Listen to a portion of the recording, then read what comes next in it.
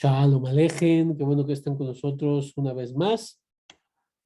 Y bueno, Betrat Hashem, este Shabbat estaremos leyendo lo que es Perashat Miketz. Muy bien.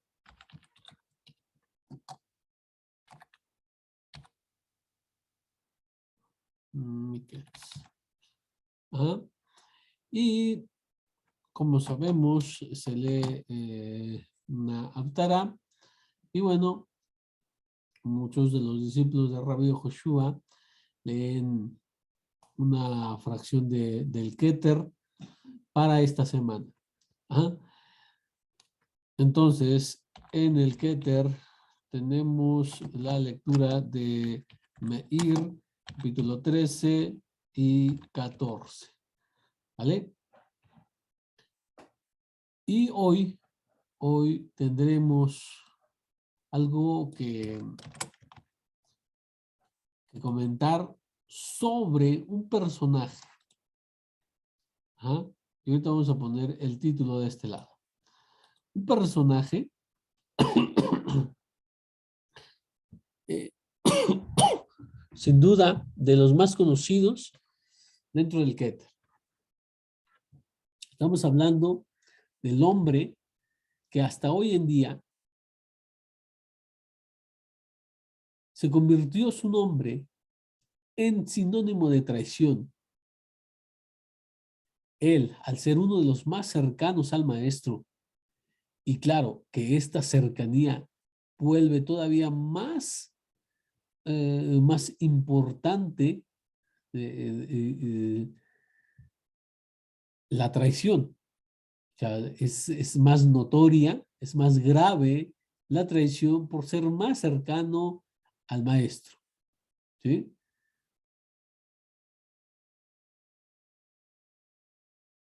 En primer lugar, tenemos que comentar que este hombre que conocemos como de este lado, se le conoce de este lado del mundo, Judas Iscariote. ¿Sí? En hebreo es Judá Iscariot, que provenía de Keriot, ¿sí? El nombre de Keriot. ¿Vamos? Entonces, debido a que estamos hablando de él, tenemos que decir que era un hombre de los más cercanos, era un elegido. En primer lugar, es uno de los que le dejaron todo cuando escucharon el mensaje de nuestro Santo Maestro, decidiendo seguirle. 2, él era un hombre que se distinguía de entre todos los seguidores por su pasión y por su apoyo al Maestro. ¿Por qué decimos esto? Porque él fue elegido como uno de los 12. ¿Ah? Entonces, él mostraba apoyo, pasión por el mensaje del Maestro. 3, no solo que escuchó el mensaje, lo aceptó, lo creyó, sino que fue uno de los enviados a esparcir este mensaje cuando fueron enviados de 2 en 2. Eso está dentro de las fuentes. La pregunta es, ¿qué lo llevó a traicionar a su maestro? Y por eso le hemos titulado esta enseñanza Los motivos del traidor. Trataremos de una forma muy escueta, lo más breve posible, de entender cuál fue la mentalidad o cuál fue la idea, qué es lo que ocasionó que este hombre, siendo de los más cercanos, traicionara a su maestro. Si recordamos, desde que fue entregado los preceptos del Eterno en Har Sinai, hay uno que es honrar a los ancianos. los judíos desde antaño, ajá, vieron en este precepto la obligación de honrar al sabio, ajá, bajo las premisas de que además de un anciano literal, del que se habla ahí, ajá, habla de alguien que ha adquirido sabiduría. Saquen como una contracción a la frase secana. O sea, esto es importante, déjenme ponérselo aquí. Entonces,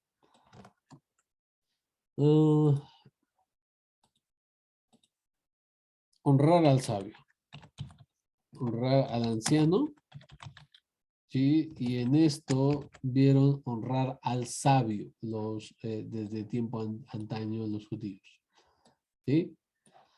Al sabio, saquen, anciano, como una contracción de la frase secana, ha adquirido, él ha adquirido, ¿sí? Él ha adquirido, que ha adquirido sabiduría. Y mucho más, si se trata de su maestro, se le debe rendir respeto. Como nos enseñaron nuestros sabios en la sentencia de Rabbi Elazar ben Shamua. ¿De qué estamos hablando? De algo que encontramos en el Pirkei Avot, y aquí lo vamos a poner, ¿sí? ¿Qué dice el Pirkei Avot? Dice de la siguiente manera: que el honor de tu discípulo sea como el tuyo propio y el temor, o sea, del honor del Rab, como el temor al cielo. ¿Ya? Que el honor de tu discípulo como el tuyo y el temor a tu Rab como el temor al cielo. En esta sentencia logramos ver por qué los judíos respetan tanto al personaje, a su rabino, a su maestro. Además, en el Talmud, en diferentes lugares, tenemos acerca del honor que se le debe dar al sabio, ¿sí? Al erudito de la Torá, así también como al maestro, más si es tu maestro. Entonces, si esto es desde antaño, qué motivó a Yehuda Ishkeriot a traicionar a Rabbi Yehoshua? Y creo que aquí podemos ir, ¿sí? A las palabras de un experto en la materia. Estamos hablando de Joseph Klausner en su libro Jesús de Nazaret. Y bueno, vamos a ponerlo aquí para que todos tengamos la oportunidad de leerlo. En sus palabras de este erudito, ¿por qué lo traicionó?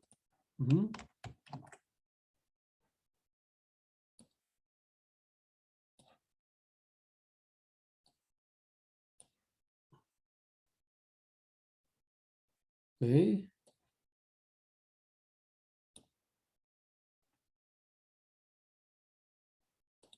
Bueno, poco a poco llegó a la convicción de que en la traducción se maneja así. Nosotros vamos a cambiarle, Yeshua. Poco a poco llegó a la convicción de que Yeshua no siempre lograba el éxito en la curación de las enfermedades. Aquí comenta, y de hecho en pasajes, por ejemplo, en Meir, en Marcos, tenemos que dice, y no pudo hacer muchos milagros, y como ese no se pudo, ajá, que luego viene Matitía y viene Hillel a tratar de arreglar eso que se podría malinterpretar. Bueno, es cierto, Rabbi Yehoshua no en todas tenía éxito, ¿verdad? Y aquella parte donde el demonio que sale, ajá, lo de la casa que está arreglada, bien recogida, viene ese mismo demonio con 7 peores que él. Eso da lugar a pensar de que muchos de los que también eran sanados de estos demonios, a veces su condición final era peor que la que tenían en un principio. Bueno, eso veía, empezó a ver Yehuda Ishkeriot. Y también veía que temía a sus enemigos. Esto necesito resaltarlo. Lo que estoy poniendo aquí es el texto de Joseph Klausner, ¿sí? Ahora, y que temía a sus enemigos. La época donde hay triunfos, la mejor época para el remedio Joshua es muy corta. Ajá. Empieza a ver también partes donde se ve que él escapa, ajá, trata de escapar de ellos. ¿Sí? Hay unas partes donde, ¿por qué no va por aquí si no va por allá? Ah, bueno, porque, o ¿por qué no entra a ciudades más grandes, ciudades donde era más fácil que se le apresara? Y dice, en que su doctrina había ciertas contradicciones notables. Sí, por supuesto. Entonces, no solamente de él, en varios, hay partes donde se puede entender que su doctrina es muy, hay contradicciones, ¿verdad? Y bueno, y sugería que el nuevo vino debe ser puesto en odres viejos. Esto podría ser interpretado, como muchos lo han interpretado, que se abandona el judaísmo, o al menos, ajá, que se necesita, como eso, vino nuevo debe ser puesto en odres viejos, como desechando la tradición. En un caso cedía a una opinión pública y pagaba el medio ciclo del templo, o se negaba a aprobar o desaprobar el tributo al César. Eso ya hemos visto, que se niega a pagar el tributo al César, pero también da el medio ciclo. Mientras que en otro prorrumpía en invectivas contra el templo, contra lo mejor de su nación y contra sus gobernantes. Esto es interesante, lo de contra lo mejor de su nación, es decir, que contra los fariseos, contra sus gobernantes, contra los Juanim y los que estaban en el poder, o al menos tenían mucha influencia, que son los saduceos, irrumpía contra ellos. Decía, ¿quién no es contra nosotros? Está por nosotros. Y también, quien no está conmigo, está contra mí. Entonces, por fin, quien no está conmigo está contra mí, y entonces quien no está contra nosotros está por nosotros. ¿Ah? Y dice, ordenaba no resistir al mal y al mismo tiempo se alzaba contra los traficantes y cambistas en el templo. ¿Ah? Y hacía justicia por su mano. Afirmaba que el hombre debe dar sus bienes a los pobres y se dejaba ungir con mirra por valor de 300 denarios. Eso también lo empieza a ver. Esto podría decirse, ¿no? Si es cierto que debemos de dar a los pobres, ¿ok? ¿Ah?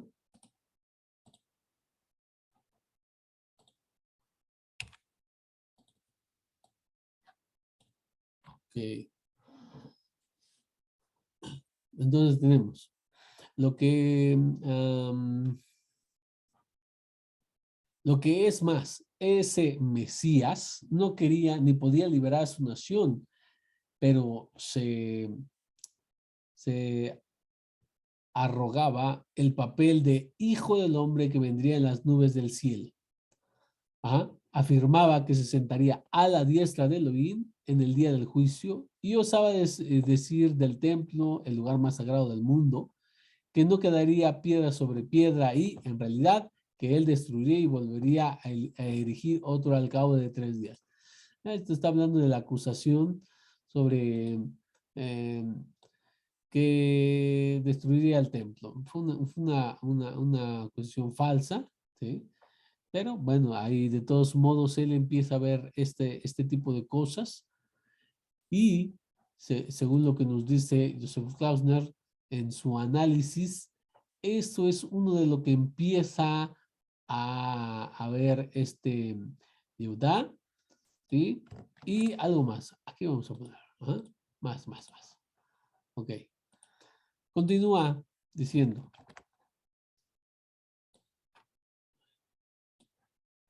Dice, Judas Iscariote se convenció de que se trataba de un falso Mesías, de un falso profeta, que erraba y hacía errar, un seductor, que llevaba por el mal camino, uno a quien la ley ordenaba matar y para quien prohibía toda piedad, compasión o perdón.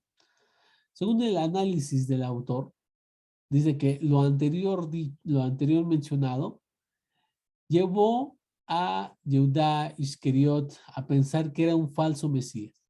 Por tanto, no debería rendirle honor como su maestro, sino que tenía la obligación de oraita, escrito en la Torah, es que debía entregarla. Ajá. Hasta el momento en que en Cesarea de Filipo, Yeshua exteriorizó sus protestas mesiánicas a sus discípulos, Judas no creía encontrar en él más que lo que podía encontrar en cualquier rabí farisaico o, a lo sumo, en un profeta judío. Pero después de la revelación a los discípulos en Cesarea y a todo el pueblo en Jerusalén, Judas esperó que en la ciudad santa, el centro de la religión y la raza, Yeshua demostrara que era el Mesías por medio de obras poderosas, que destruyera a los romanos y anulara a los fariseos y los saduceos. Entonces todos reconocerían que él era el Mesías y lo verían en su pompa y majestad como el Salvador final. Entonces, aquí se adhiere a la idea de que no solamente él, sino, me imagino que muchos otros más, esperaban una manifestación poderosa con obras y milagros ahí en la capital, ahí en Jerusalén, junto al templo, para que todos se convencieran de que él es el Mesías. Pero, ¿qué sucedió aquí? Bueno, vamos a continuar con lo que nos dice Joseph Klausner. No más que otra lámina. Muy bien.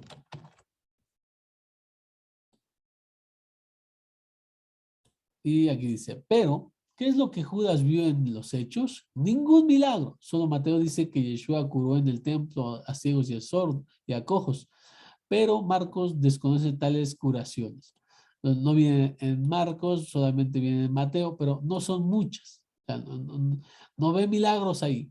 Ningún hecho poderoso. Nadie a quien sometiera.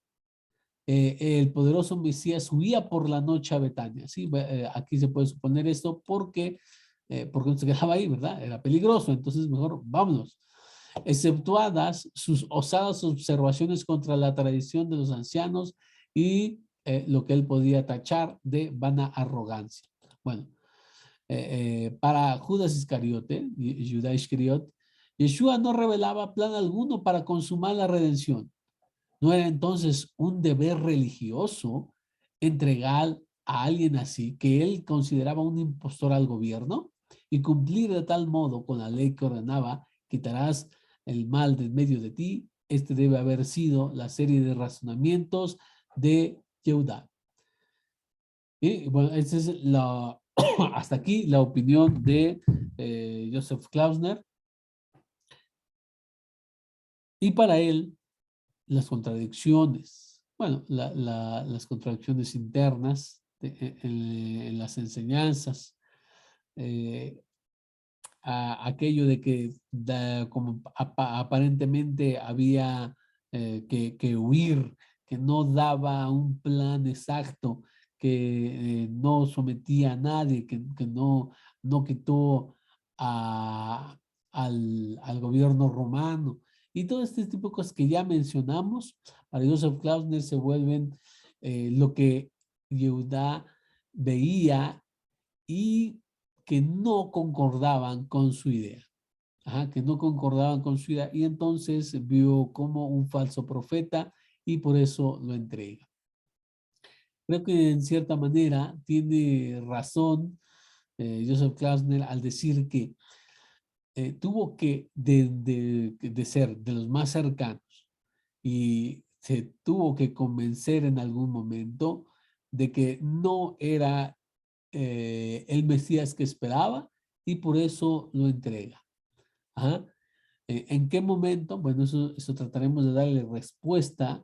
Ajá. ¿En qué preciso momento? le da la espalda y él empieza ya, como lo dicen los textos, ¿verdad? Como dicen las fuentes, y tratar de ver esta óptica. Este hombre que se convirtió después de esto, ¿sí? Como dijimos, su nombre en sinónimo de traición, seguramente tuvo algunas, no solo algunas, yo creo que muchas noches razonando, reflexionando sobre esto. Pero al final él se convenció de que Rabbi Joshua no era el Mesías. ¿Ah? Y habrá quienes lo descarten como Mesías, así como esta historia de Judá. Yo creo que los textos no solamente nos traen su nombre y su historia para decirnos que la historia que sucedió, sino que para ejemplificarnos lo que sucede dentro del judaísmo, ¿sí? Y habrá dentro de nuestro grupo, como Yehudá era dentro del grupo de los 12, era de los discípulos, siempre habrá, incluso entre nosotros, quien le dé la espalda a nuestro santo maestro. Pero también al ser nada más uno, nos están diciendo con esto que la mayoría se mantendrán firmes en la identificación de Rabí Joshua como el Mesías. Pues nosotros estamos de este lado, estamos del lado en que de la identificación como el Mesías. Ajá. Pero también debemos estar preparados y por eso damos esta lección, debemos estar preparados porque dentro de nuestro grupo, dentro de los alumnos de Rabí Joshua, habrá quien le dé la espalda, habrá quien se convenza por los argumentos que quiera, por los argumentos que sean de los antimisioneros, sean de su propio estudio o deducción, habrá quien le dé la espalda. Pero la mayoría estaremos firmes. Y eso creo que es el mensaje que tratan de dar las fuentes a través de contarnos esta historia. Bueno, entonces yo los dejaría hasta aquí. Eso es todo. Y espero que nos acompañen la siguiente semana para un nuevo comentario de nuestras fuentes. Leí out.